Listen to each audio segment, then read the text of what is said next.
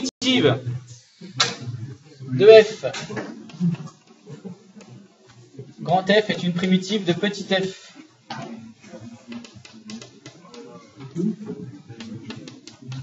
Bon, c'est peut-être là où j'ai eu les meilleurs résultats. Bizarrement, vous savez mieux calculer une primitive qu'une dérivée. Ah ouais. Primitive de x carré. Ben oui, mais si, Valentin, c'était pas tricher puisqu'on vous l'avait autorisé, bien sûr. Mais si tu avais pu, entre guillemets, comme tu dis, tricher sur toutes les questions, tu aurais une super note. Voilà. C'est juste pour dire que c'était possible d'avoir une note pas trop catastrophique. Alors attention, moins 4x, primitive de moins 4x, comment on va trouver ça? Alors, on peut dans un premier temps dire que le moins 4, il va rester, c'est un multiple. Et l'autre, c'est x carré sur 2, primitive de x. Et effectivement, on simplifie, et ça fait moins 2x carré. Plus primitive de 3. Une primitive de 3. 3x. Et on pouvait, pourquoi pas, rajouter une constante, mais ça ne sert à rien, parce que ça va compliquer le calcul. Mais il y en a un qui me l'a fait, c'était pas faux. Mais bon.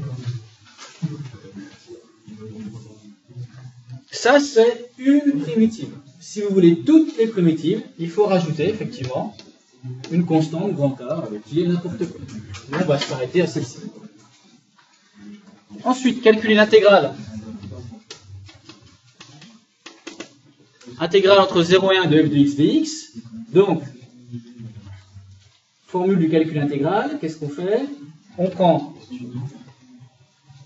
une primitive de f qu'on va calculer entre les deux bornes, entre 0 et 1.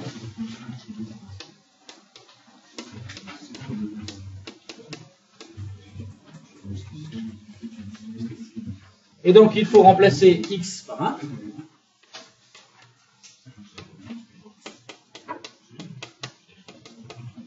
Moins, et vous remplacez x par 0, mais en remplaçant x par 0, on s'aperçoit que ça fait 0. Donc 1 tiers moins 2 plus 3, ça fait 1 tiers plus 1, et ça nous fait donc 4 tiers. Alors je termine par la représentation graphique.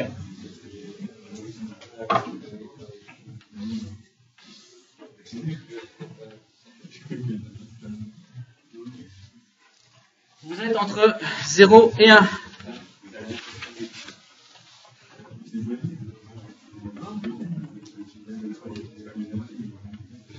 Ça, c'est la courbe qui représente f.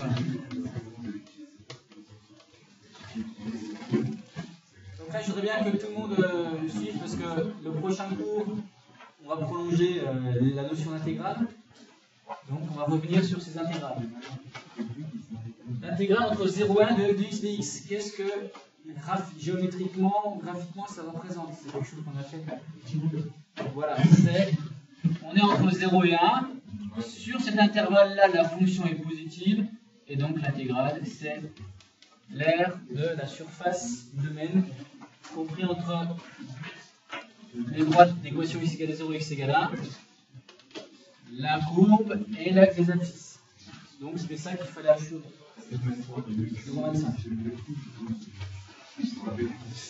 Ensuite, c'est toi Valentin qui m'a dit, mais on n'a pas fait ça.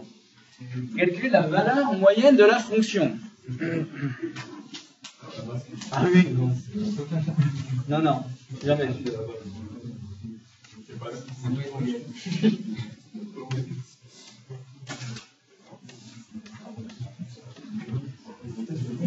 Alors,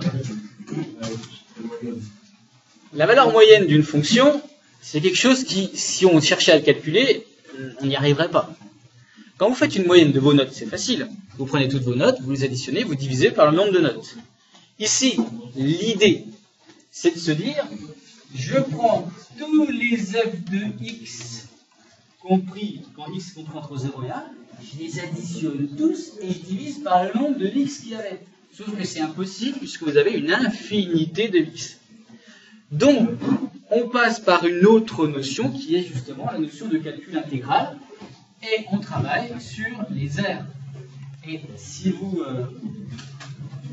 comment dire, j'avais illustré un petit peu ça en disant, ben, finalement, quand vous calculez une aire, c'est comme si vous faisiez des petits rectangles que vous mettiez tous bout à bout.